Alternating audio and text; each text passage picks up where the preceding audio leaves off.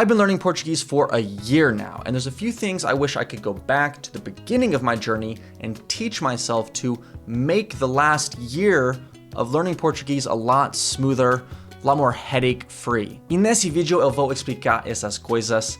Espero que são úteis para vocês. E vamos lá. First up, Portuguese is not spoken.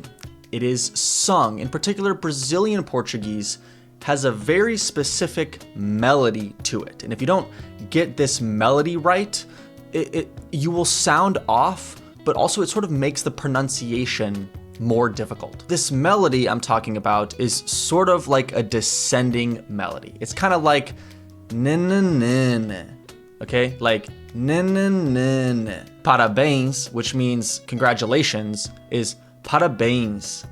Parabéns. Here's some clips of native speakers demonstrating what I'm talking about. Oi, tudo bem? Tudo bem. Você tá aparecendo no YouTube já. You can really hear it when he says oi, tudo bem, and then no YouTube já at the end there. Tudo bem. Você tá aparecendo no YouTube já.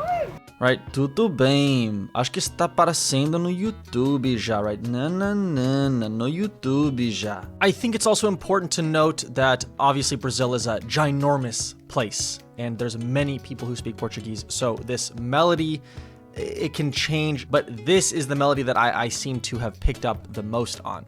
Okay, here's another great example. Listen to the way she says esses dias eu diria at the end here. It's really got that na in it. A gente vive muito separado esses dias, eu diria. Minha família. Esses dias, eu diria. Nananana. I think you get my point by now. Now, all the examples I showed were of Brazilians. Of course, people speak Portuguese in other parts of the world. In my experience, Portugal Portuguese is more like someone rapping really fast. Sabem ou repetem? Sim. Sabes o que é que eu te digo? Cevada não é trigo. E pronto, esta é a minha expressão.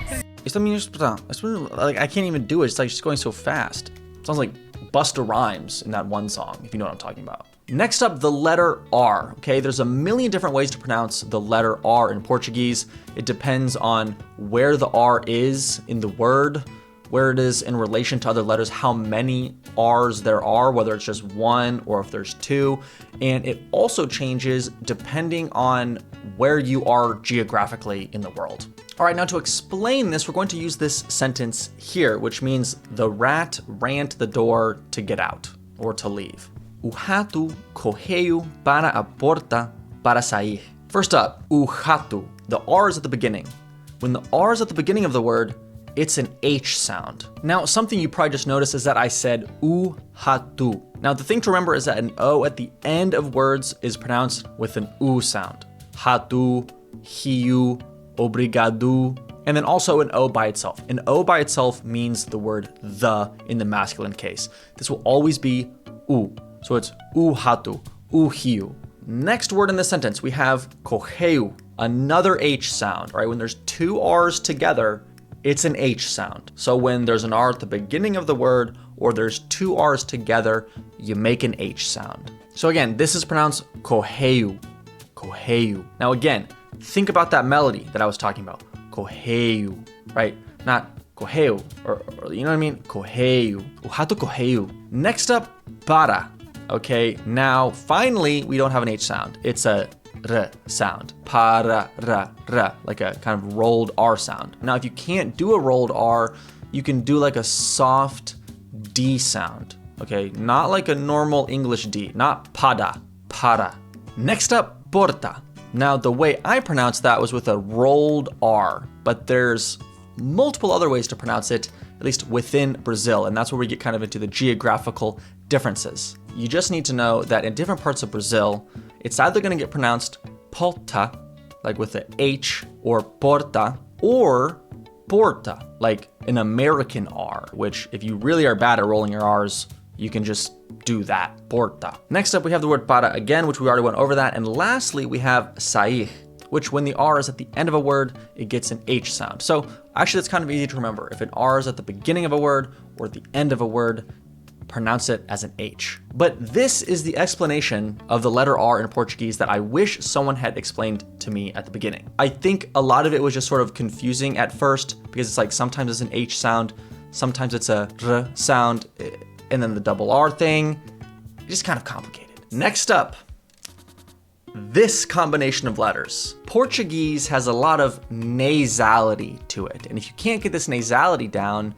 you risk saying the wrong thing in certain cases. Now, the word for no in Portuguese is não, okay? So it has that nasality, and obviously you use the word no a lot. As English speakers, it's kind of hard to get this down. Now, the best explanation I've ever heard for how to pronounce this combination of letters came from an American linguist who lives in Brazil, who speaks Brazilian Portuguese very fluently.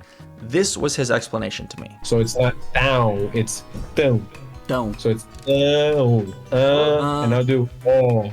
Oh, down. Yeah, down. Try to build up a little pressure on your tongue when you're doing the down bom. Down. That sounds so much better. When you put the rhythm into your voice, it sounds better.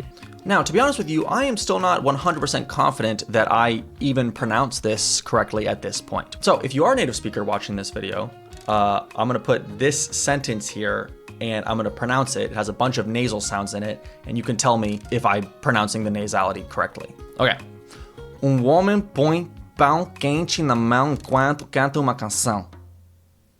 How was that? The next very important thing I wish I knew when I started learning Portuguese was I wish I knew these two YouTube channels. There are so many people trying to learn Portuguese, and there is so much content trying to teach those people Portuguese, but bar none, these are the two best channels on YouTube to learn from. They're not paying me. I just genuinely think this is the best content you can learn from. As far as explaining concepts, hearing how Portuguese is actually spoken by native speakers, being exposed to common phrases, they have everything. First channel, Speaking Language Brazilian School, is hosted by a Brazilian woman named Virginia. She has quite literally made a video on every possible topic you might need to know about as far as learning Portuguese goes. And on top of that, she speaks slowly and clearly, so you can get exposed to how the Brazilian Portuguese actually sounds, but you're not like overwhelmed by her speaking too quickly or using words that you don't know. She also has subtitles. The second channel that has been super helpful is Easy Portuguese.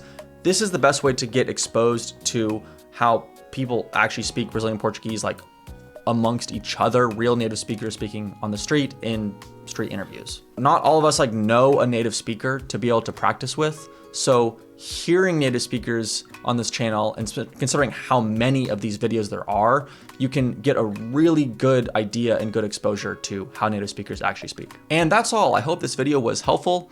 If you're a native speaker watching this video, I hope it was entertaining in some way, and thanks for watching.